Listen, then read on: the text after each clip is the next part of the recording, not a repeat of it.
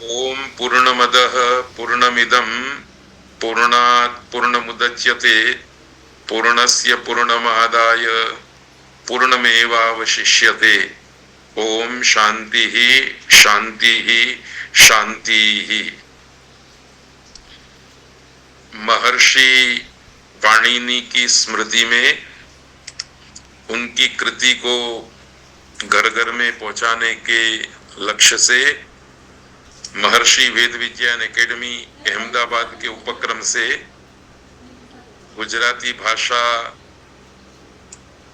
और प्राच्य विद्या के सुप्रसिद्ध विद्वान स्वर्गीय प्रोफेसर भोगीलाल सांडेसरा जी की स्मृति में उनके परिवार के द्वारा प्रायोजित अष्टाध्यायी के 84 घंटे के इस अध्ययन सत्र में फिर से एक बार आपका हार्दिक स्वागत है। आज 3 जुलाई 2025 का दिन है, गुरुवार है। इस सत्र का यह 70वां सप्ततितम पाठ है। आज हम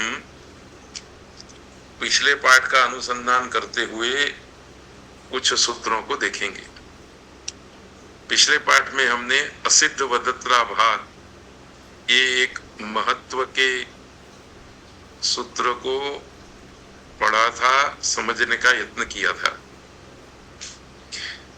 एकदम सरल भाषा में इस बात को समझना है तो मैं एक उदाहरण देना चाहूंगा व्यवहारिक जगत का। जैसे मार्ग में चलते हुए कहीं रेल का फाटक आता है, जब रेलगाड़ी निकलने वाली होती है तो फाटक बंद हो जाता है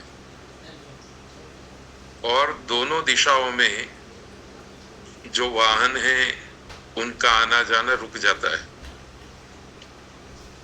जब तक रेलगाड़ी पास नहीं हो जाती तब तक वो ट्रैफिक रुका रहता है।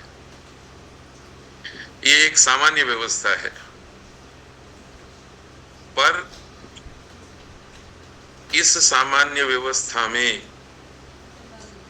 एक विशेष व्यवस्था की हम परिकल्पना कर सकते हैं।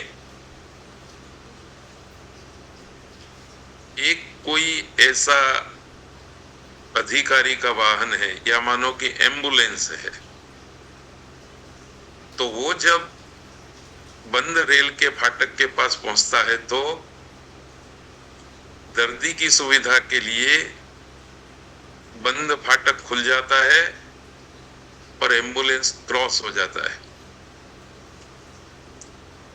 इस प्रकार की व्यवस्था में अपने आप इस बात की स्वीकृति हो जाती है कि रेल जिसके लिए फाटक बंद किया गया था उसको निकलने की प्राथमिकता थी, पर उससे भी ज्यादा जरूरी एम्बुलेंस का निकलना था, तो रेल रुकी रहेगी और एम्बुलेंस निकल जाएगा। ठीक इसी तरह से असिद्ध वदत्रा भाग के 6ठे अध्याय के 4थे पाद के 22वां सूत्र है, वहां से लेकर के पूरा 4था पाद, वो जो सूत्र हैं उन सूत्रों में एक सूत्र की प्रवृत्ति हो गई तो फाटक बंद हो गया। अब दूसरे सूत्र रूपी रेलगाड़ी को निकलने का मार्ग आएगा, पर इस सूत्र ने ऐसी व्यवस्था की है कि 6-4-22 से लेकर के अध्याय की समाप्ति तक जितने भी सूत्र हैं उनमें जब समान आश्रय कार्य करना होता है तो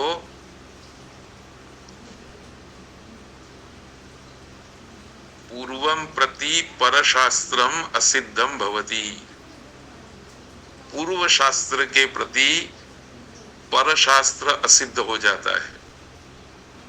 अर्थात पूर्व शास्त्र जो है वो एम्बुलेंस का रूप ले लेता है,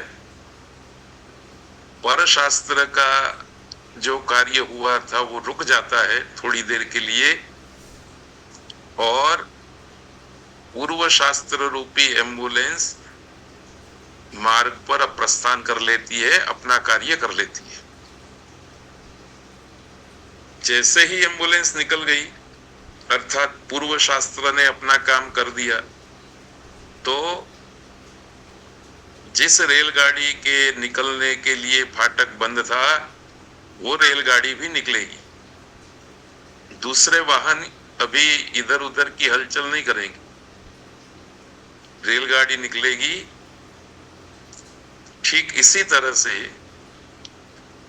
इन सूत्रों के अंदर समान आश्रय कार्य करना हो तो पूर्व शास्त्र के प्रति पर शास्त्र असिद्ध हो जाता है, पर शास्त्र का किया हुआ काम रुक जाता है और पूर्व शास्त्र के कार्य को करने का मार्ग प्रशस्त हो जाता है। तो रेलगाड़ी और एम्बुलेंस की व्यवस्था को ध्यान में रख करके इस सूत्र की व्यवस्था को आप सरलता से समझ सकेंगे। इसका उदाहरण भी हमने पिछले पाठ में देखा था, इसलिए उसकी चर्चा नहीं करते हैं। अब सीधे हम आगे आते हैं इस सूत्र के नीचे अंगाधिकार में जो सूत्र कहे गए हैं उनके बारे में। तो अब हम बहुत शीघ्रता से पाठ को आगे बढ़ाएंगे, इसलिए सूत्रों के समूह के द्वारा जो अंग कार्य का विधि कहा गया है उसको हम समूह के रूप में ही देखने का यत्न करेंगे और पाणिनि अष्टाध्यायी पढ़ने वाले छात्र को अपनी दृष्टि को कैसे विकसित करना है इसकी भी मैं सूचना समय समय पर करता रहूंगा। तो देखिए, असिद्वदत्रा भाग 22वां सूत्र है। 6-4-23 से लेकर के 6-7-33 तक लगभग 11 सूत्र न लोप का आदेश करते हैं, न वर्ण को लोप मतलब अदर्शन कर दीजिए, इस प्रकार का विधि करते हैं। इन 11 सूत्रों में 3 सूत्र न लोप का निषेध भी करते हैं। आपको ये याद रखना है कि किसी भी रूप सिद्धि के अंदर न बीच में आता हो और आप जिस रूप को बनाना चाहते हैं उस इष्ट रूप की सिद्धि में व्यवधान दिखाई देता हो तो आपको सीधा 6-4-23 से लेकर के 6-4-33 सूत्रों तक आ जाना है। एक और बात भी हम इन सूत्रों का अध्ययन करने से पता कर सकते हैं कि प्रायः धातु अंग के साथ इन सूत्रों का संदर्भ है। धातु से निष्पन्न होने वाले तिगंत और कृदंत पदों की रूप सिद्धि के लिए 6-4-23 से लेकर के 6-4-33 तक के सूत्र उपयोगी रहेंगे न लोप करने के लिए। एक उदाहरण हम देखते हैं, स्नसोरल लोपः, ये आदेश का विधि करने वाला सूत्र है, आदेश विधि करने वाला लोप आदेश। स्नसो षष्ठी द्विवचन, अल्लोपः प्रथमा एक वचन। ऊपर से सार्वधातु के किंगिति की अनुवृत्ति आ रही है। बहुत सारे सूत्रों में ये किंगिति पद की उपस्थिति रहेगी। इसके संदर्भ में भी आपको एक विशेष दृष्टि बनानी है। देखिए, धातु से आने वाला प्रत्यय या तो सार्वधातुक होगा या अर्धधातुक होगा, ये बात हमने पहले भी की है। फिर से एक बार मैं उसका पुनरुच्चारण करता हूं। धातु से आने वाला प्रत्येक प्रत्यय उसकी या तो सार्वधातुक संज्ञा होगी या तो अर्धधातुक संज्ञा होगी। ये पहली बात आपको याद रखनी है। दूसरी बात आज के संदर्भ में याद रखनी है कि कुछ प्रत्यय ऐसे होंगे जो कित होंगे और गीत होंगे। क की इत संज्ञा हुई होगी प्रत्ययों में या ग की इत संज्ञा हुई होगी। ये दूसरी बात याद रखनी है। और तीसरी बात भी आपको याद रखनी है कि क की इत संज्ञा ग की इत संज्ञा कुछ प्रत्ययों के संदर्भ में प्रत्यक्ष होगी। आपको क और ग दिखाई देगा, पर कुछ प्रत्ययों में कित और गित ये अतिदेश से बनते हैं, अर्थात उस प्रत्यय में क की संज्ञा नहीं होती, ग की संज्ञा नहीं होती। फिर भी पाणिनीय अष्टाध्यायी का कोई एक सूत्र जो कि पहले अध्याय के दूसरे पाद के प्रारंभ में आता है, अतिदेश कर देता है कि इस प्रत्यय को कितवत समझना चाहिए, इस प्रत्यय को कितवत समझना चाहिए। तो ये तीन बातें आपको याद रखनी है। फिर से मैं इन तीनों बातों को क्रमशः आपके सामने प्रस्तुत करता हूं, जिससे विषय दृढ़ हो जाए। पहली बात, धातु से आने वाला प्रत्येक प्रत्यय या तो सार्वधातुक होगा या अर्धधातुक होगा। दूसरी बात, सार्वधातुक प्रत्यय और अर्धधातुक प्रत्यय में कहीं क की संज्ञा होगी, कहीं ग की संज्ञा होगी। ऐसे प्रत्ययों को भी अपने ध्यान से देखना है। तीसरी बात, कुछ प्रत्यय ऐसे हैं जिनमें आपको कित और गित प्रत्यक्ष रूप से नहीं दिखाई देगा, वहां अतिदेश सूत्र के द्वारा कित्व और गित्व साधित होता है, सिद्ध किया हुआ होता है। एक सूत्र भी आपकी सेवा में प्रस्तुत कर लूं, जिसे हम पढ़ करके आए हैं, पहले अध्याय के दूसरे पाद का तीसरा सूत्र, तीसरा या चौथा सूत्र, सार्वधातु कम अपित। अपित सार्वधातुक जितना भी है वो गितवत होता है। तो जिस सार्वधातुक प्रत्यय में प की इत संज्ञा नहीं हुई है, वो सारे सार्वधातुक प्रत्यय गितवत माने जाएंगे। उदाहरण के रूप में तिप्तस्जी, सिप्तस्थ, मिप्वस्मस, ये 9 प्रत्ययों को हम ध्यान में लेते हैं। इनमें तिप में प की संज्ञा हुई है, सिप में प की संज्ञा हुई है, मिप में प की इत संज्ञा हुई है। तीनों पुरुष के एक वचन के प्रत्यय पित हैं, बाकी द्विवचन और बहुवचन के 6 प्रत्यय अपित हैं। यदि वो 6 प्रत्ययों की सार्वधातुक संज्ञा होती है तो उन 6 प्रत्ययों को आपने गित समझना है, सार्वधातु कमपित, इस सूत्र से। तो ये थोड़ी सूक्ष्म बात है व्यवस्था तंत्र की, पर 2, 4, 6 बार आप देख लेंगे तो अपने आप आपको पता चल जाएगा। मुझे एक और व्यवहारिक बात यहां कहनी है। किसी व्यक्ति को हॉस्पिटल में दाखिल करना हो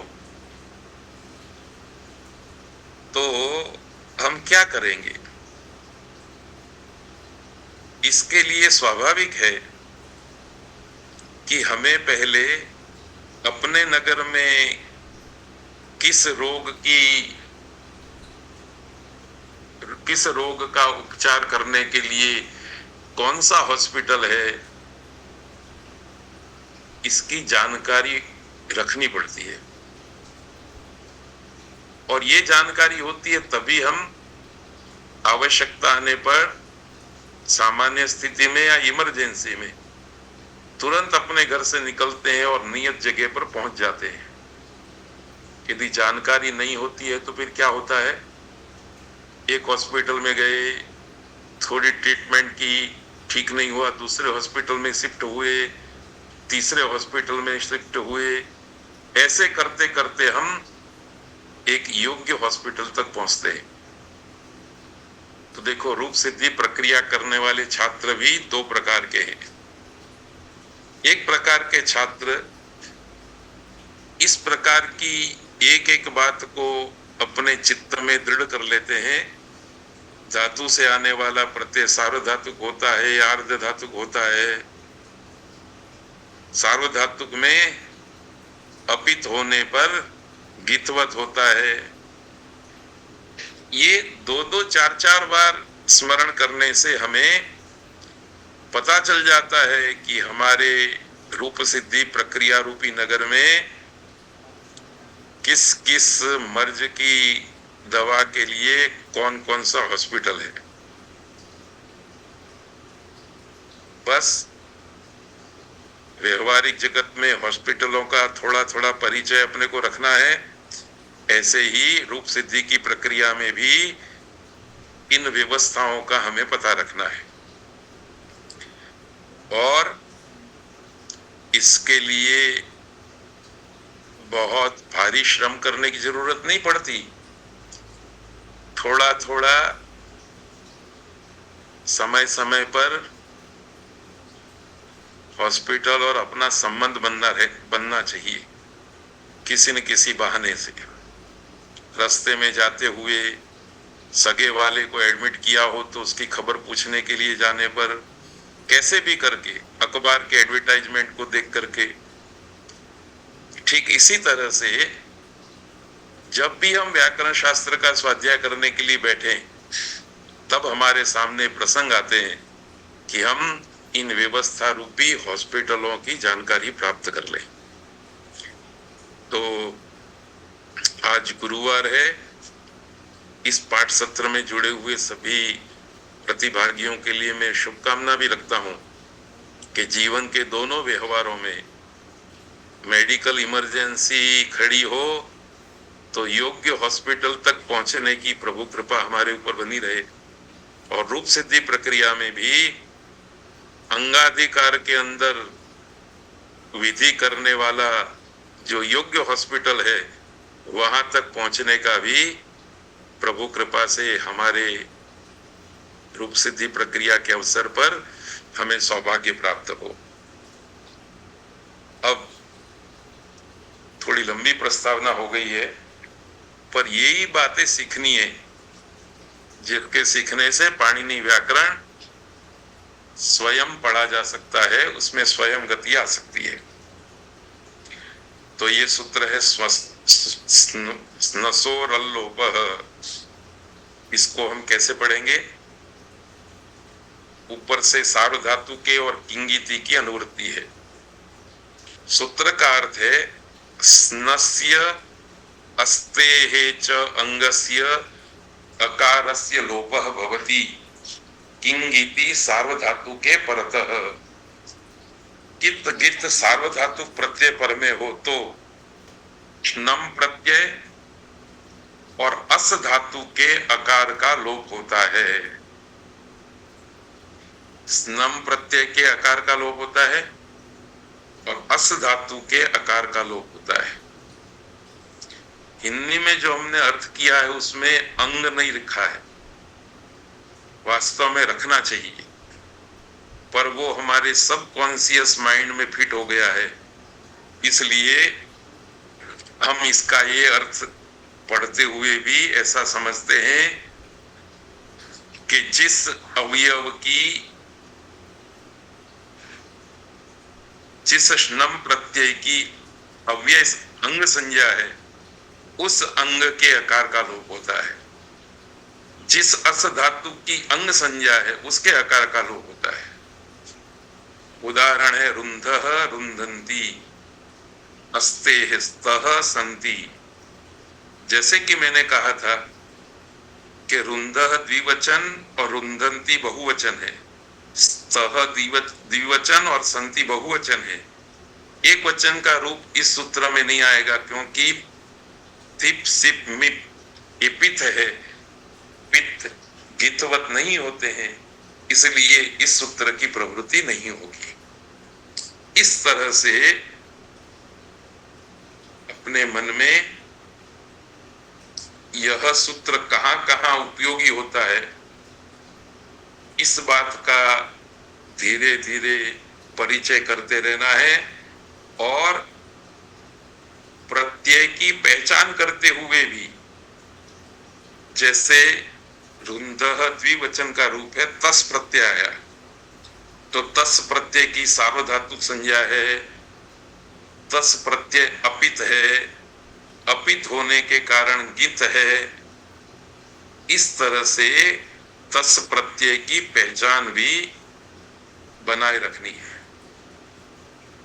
इसी तरह से अंति की भी, इसी तरह से कोई भी प्रत्यय आए तो उसकी विविध पहचान हमको बना के रखनी। इतना हम करेंगे तो अंगाधिकार के सूत्रों के द्वारा जो आगम और आदेश का विधि कहा गया है उसे हम ढूंढ लेंगे। आपको निराशा न हो इसलिए मुझे ये बात कहनी चाहिए कि हमें ढूंढने के लिए छठे अध्याय का चौथा पाद और सातवां अध्याय, मात्र सवा अध्याय है, जिसमें ढूंढने के लिए हमें थोड़ा 2-4 जगह पर चक्कर लगाना पड़ेगा। बाकी कहीं पर भी जाने की जरूरत नहीं। इसके बाद 37 से लेकर के 40 तक जो सूत्र हैं, वो सूत्रों में अनुनासिक के लोप का आदेश किया गया है।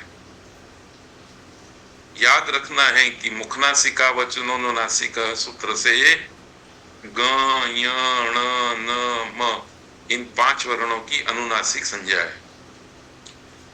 तो जब भी हम रूप सिद्धि करने के लिए बैठें और धातु रूपी अंग में ग य ण न म इन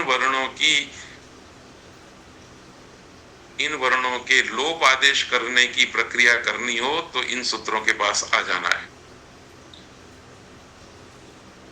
ये स्लाइड इधर उधर हो गई है, इसलिए स्नसोर लोपः सूत्र के अनुसंधान में फिर से एक बार ये बात आपको बता देनी है कि स्नसो हो, इसमें स्न प्रत्यय है और अस धातु है। रुधादिव्य स्नम से शप प्रत्यय को बाध करके श्नम प्रत्यय का विधान किया गया है। यह श्नम प्रत्यय मित होने से मिदचोन्त्यात् परः अंतिम अच से पर में होता है।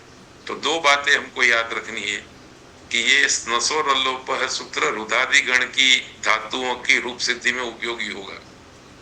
तो जब हम रुधादि गण की किसी धातु की रूप सिद्धि करने बैठेंगे तब सीधे इस हॉस्पिटल में आ जाना है। दूसरी बात, स्नम प्रत्यय मित है इसलिए ये बीच में बैठता है। मिदचो अंत्यात् पर, अंतिम अच से पर में होता है। तो रुध धातु को लट प्रत्यय करके लट के स्थान में तस आदेश कर दिया। इस स्थिति में रु ध, इस धातु में अंतिम अच उ है, उस अंतिम अच से पर में स्नम हुआ तो रु स्नम ध, इस प्रकार स्नम होता है। अब इस सूत्र ने स्नम के अकार का लोप कर दिया। ये म तो लोप हो ही जाता है हलंत्यम सूत्र से, न के अका भी लोप हो गया, इसलिए रूप बनता है रुंधी, सॉरी रुंधः, रुणद्धि, उसमें ण पूरा दिखाई देगा। रुंधः में न हलंत दिखाई देगा, जैसे कि हम यहाँ देखा है रुंधः रुंधंती, अस्ति में अ दिखाई देगा, स्तः और संति में अलोप हो गया है। तो अस धातु के रूप प्रसिद्ध हैं, आप उनको वर्तमान काल में बोलेंगे तो अस्ति स्तः संति, असि स्थः स्थ, अस्मि स्वः स्मः। आप देख सकते हैं कि तिप सिप मीम में अ मौजूद रहा और बाकी के 6 जगह पर अ का लोप हो गया। वो एकमात्र इस सूत्र का प्रभाव है। तो अब इसके आगे 37 से 40वां सूत्र है, वो अनुनासिक के लोप का विधि करता है। इसके बाद विडवलो अनुनासिकस्य आद सन्नह तिचि लोपश्च अन्यतरस्याम सूत्र तक जो 6 सूत्र हैं उसमें आकार आदेश का विधि किया गया है। एक उदाहरण है आकार आदि आदेश का, जन सन खनाम साई जलो। ये जन सन खन इन 3 धातुओं के अंग के स्थान में आकार आदेश करता है। कब? जलादि सन प्रत्यय पर में हो या जलादि कित गित प्रत्यय पर में हो। तो 3 धातुओं के रूप सिद्धि प्रक्रिया में आकार आदेश करने के लिए ये सूत्र है।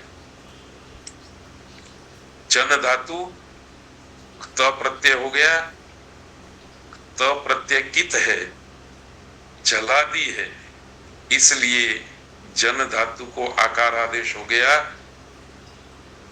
जन के अंतिम न के स्थान में आकार आदेश हो गया, तो ज आ त, ज का अ और आ का अ दोनों मिलकर के जा हो गए अक सवर्ण दीर्घ से, और रूप बना जात।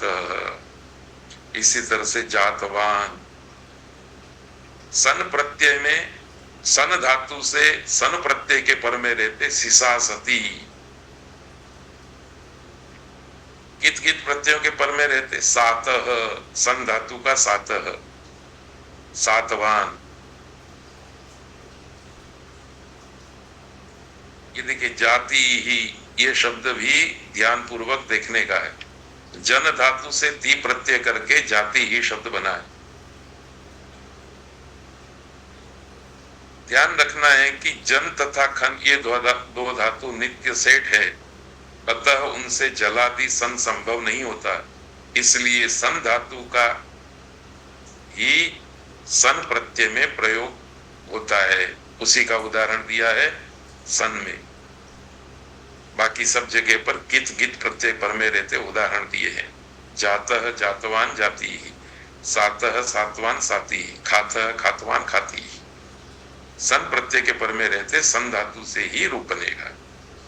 तो ये छोटे छोटे ऑब्जर्वेशन है, वो एक एक दो दो बार हमारे ध्यान में आएंगे तो हमें अंगाधिकार के कार्यों को प्राप्त करने के लिए सीधा मार्ग दिखाई देगा।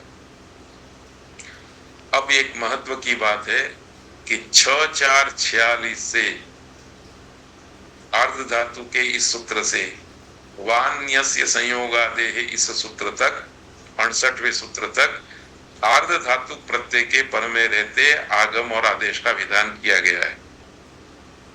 तो ये भी बहुत बड़ा सूत्रों का बल्क है।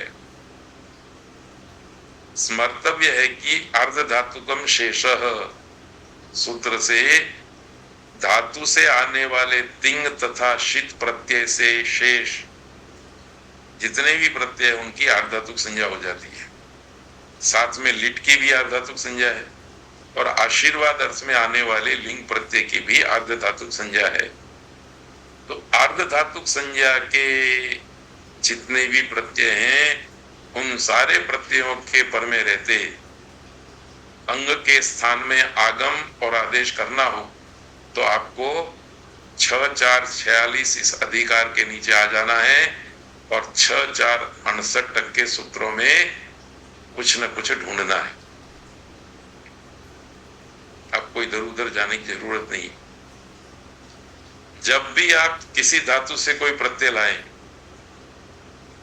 प्रत्यय के आते ही उसकी साध धातु की अर्धातुक संज्ञा देख लीजिए, विचार लीजिए मानसिक रूप से। प्रक्रिया भले बाद में कीजिए, मानसिक रूप से पहले विचार लीजिए। यदि वो तिंग शित से भिन्न है तो अर्धातुक संज्ञा हो गई। जैसे त प्रत्यय है, तवतु प्रत्यय है, जिसे निष्ठा प्रत्यय भी कहते हैं, वो तिंग नहीं है, शित भी नहीं है, इसलिए उसकी अर्धातुक संज्ञा हो गई। कत्वा प्रत्यय, तुमुन प्रत्यय, ये वारंवार प्रयोग में आने वाले कुछ प्रत्यय ऐसे हैं जिसकी अर्धातुक संज्ञा है। इन प्रत्ययों के पर में रहते कोई आगम या आदेश करने की बात हो अंग को, तो आपको इन सूत्रों का स्मरण करना है। उदाहरण के रूप में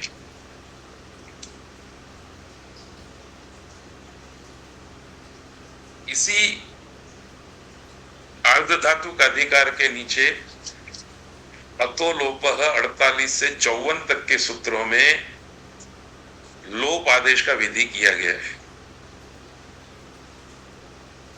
तो अर्ध धातु प्रत्यय पर में रहते कहां कहां लोप होना है, इसके सूत्र आपको 6448 से 6454 में मिलेंगे।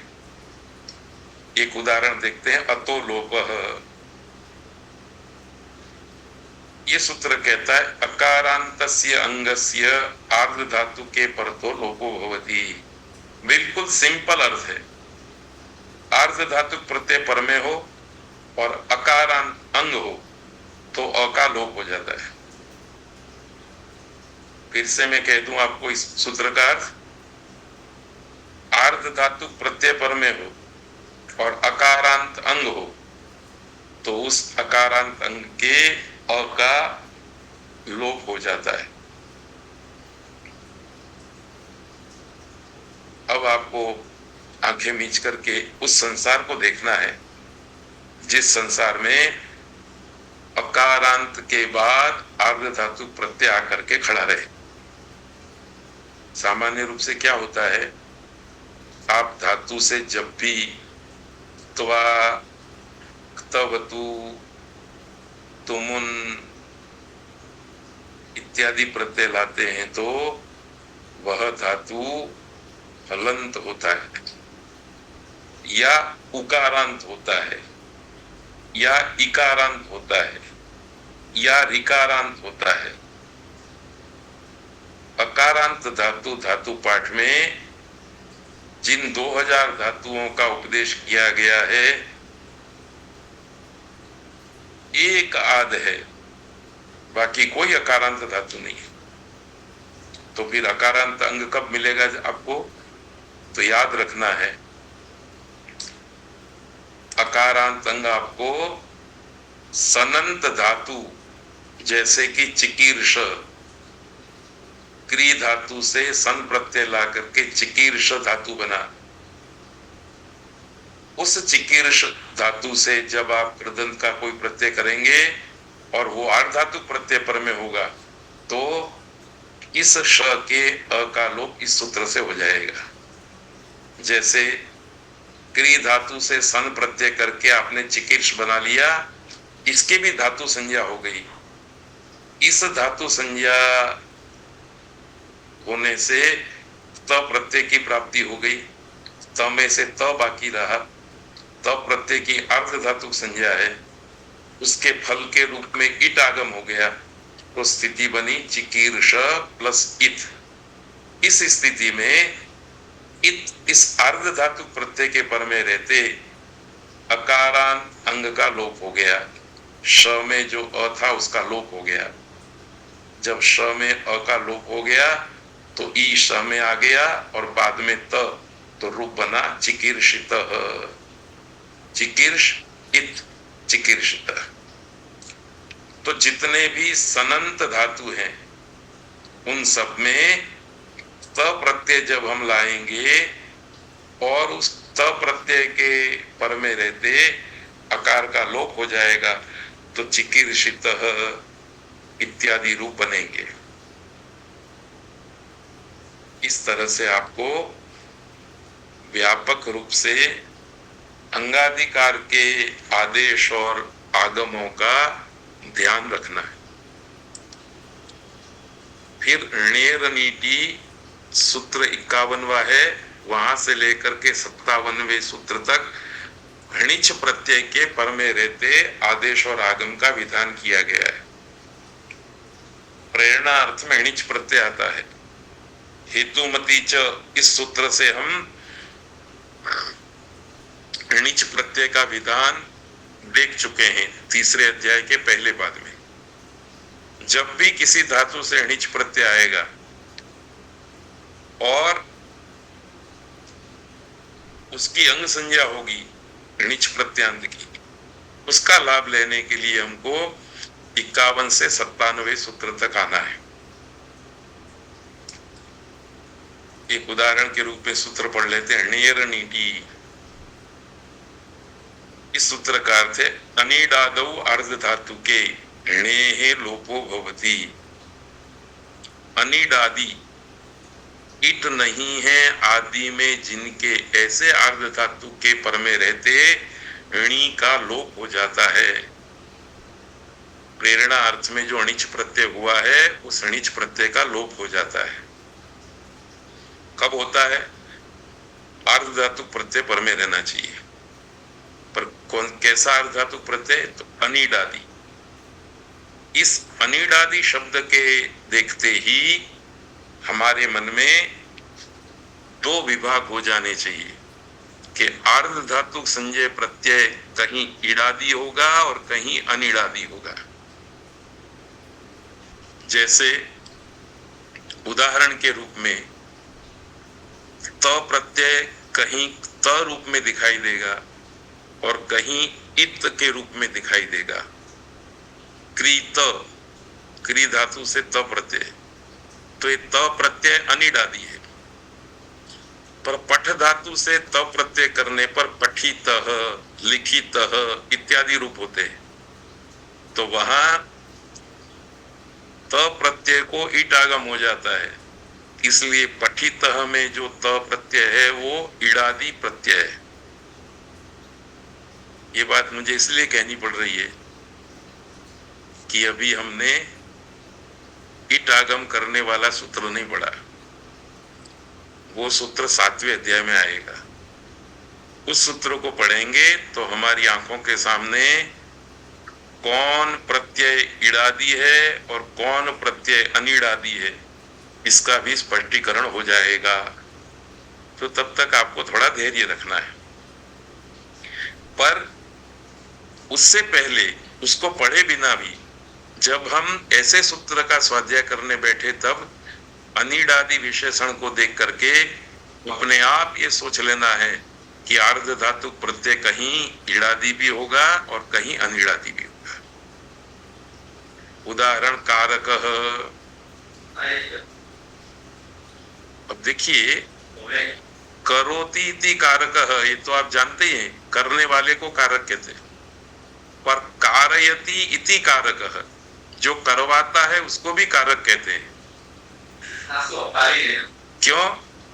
क्री धातु से णिच प्रत्यय हुआ, उस णिच का इस सूत्र से क प्रत्यय के पर में रहते लोप हो जाता है। तो णी आता जरूर है पर वो चला जाता है। णी आकर के अपना प्रेरणा अर्थ छोड़ जाता है। तो कारकः शब्द दो प्रकार का है, णिजंत भी है और सादा भी है। सादा जो कारकः शब्द है उसका अर्थ है करने वाला, और णिजंत जो कारकः पद है उसका अर्थ है कराने वाला, करने की प्रेरणा देने वाला। इसी तरह से पठितः पाठितः, यहाँ तो आ के कारण आप भेद देख रहे हैं, पर कारकः हारकः इत्यादि में आपको भेद नहीं दिखाई देगा। कार्यते हार्यते इसमें भी भेद नहीं दिखाई देगा। कारयति में थोड़ा भेद दिखाई देगा आपको।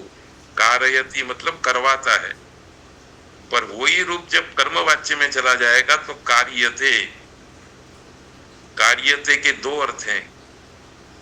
एक क्री धातु शुद्ध है और दूसरा क्री धातु णिच वाला है।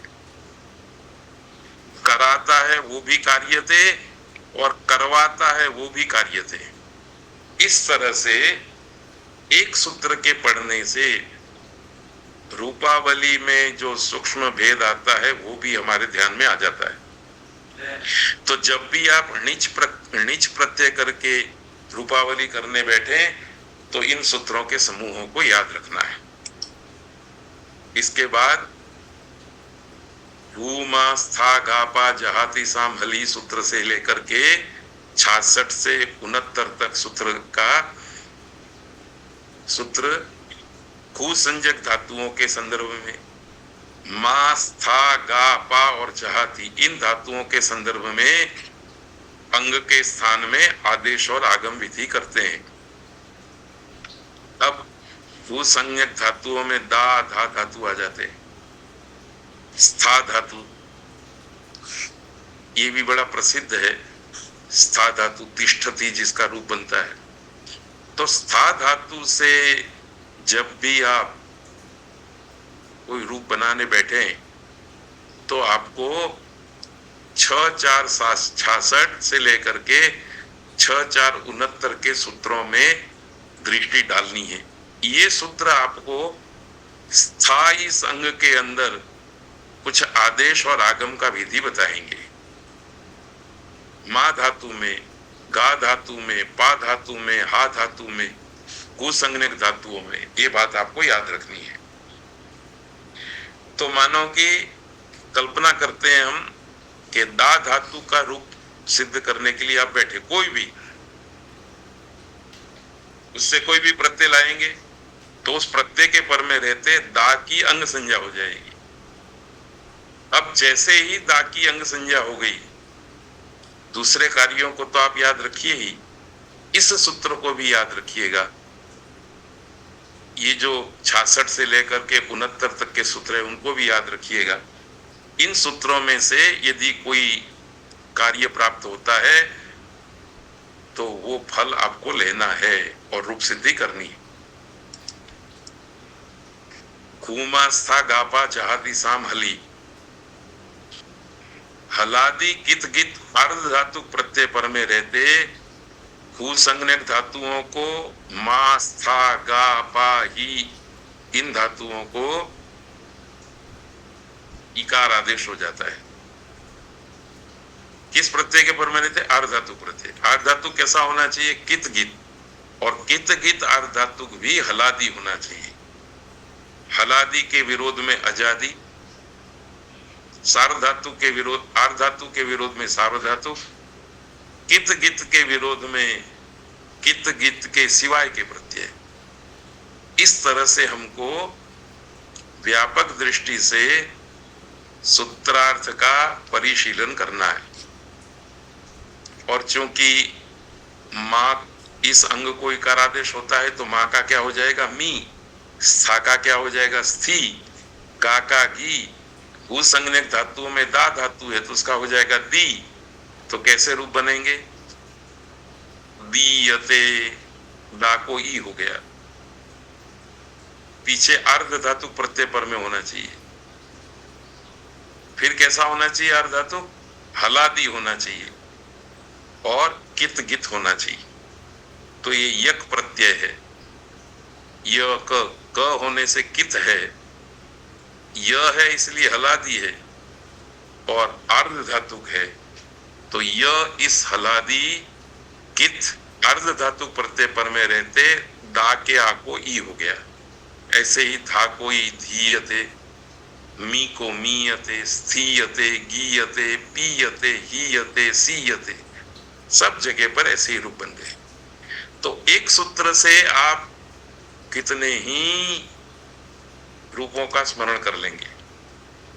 तो आज के पाठ का उपसंहार करते समय फिर से मैं उस व्यवहारिक परिस्थिति का आपके समक्ष वर्णन करना चाहता हूं। ये केवल हॉस्पिटल की बात नहीं है, दुकानों के संदर्भ में भी आप विचार सकते हैं। बाजार में सैकड़ों दुकानें लगी हुई हैं। मुझे कोई वस्तु चाहिए, वो किस दुकान में मिलेगी उसका पता कैसे चलेगा? एक उपाय ये है कि घर से निकलो, जो पहली दुकान आए वहां पूछो ये चीज है आपके पास, वो मना कर दे तो दूसरी दुकान, वो मना कर दे तो तीसरी दुकान, आप घूमते रहिए, किसी न किसी दुकान में आपको जो चीज चाहिए वो मिल जाएगी।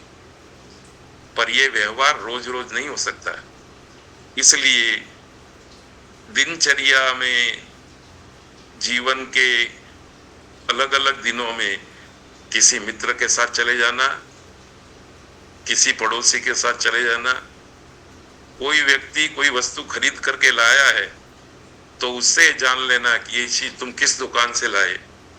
और इस नॉलेज को जब हम अपने दिमाग में भर करके रखते हैं और फिर हमको उस वस्तु को लाने की जरूरत पड़ती है तो हम सीधे स्कूटर या गाड़ी लेकर के, ऑटो करके उस दुकान पे पहुंच जाते हैं और उस वस्तु को पा लेते हैं। बस वही व्यवहार यहाँ है।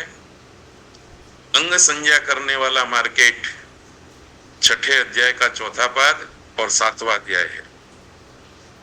आप किसी भी रूप सिद्धि करने के लिए बैठे, आपको पता लगना चाहिए कि मुझे यहाँ किस आदेश की जरूरत है, मुझे किस आगम की जरूरत है, और चले आइए आप अंगाधिकार के अंदर। अंगाधिकार के अंदर भी अलग अलग मार्केट बने हुए हैं, उन मार्केटों का आपको स्मरण होगा तो वहां पहुंच जाएंगे।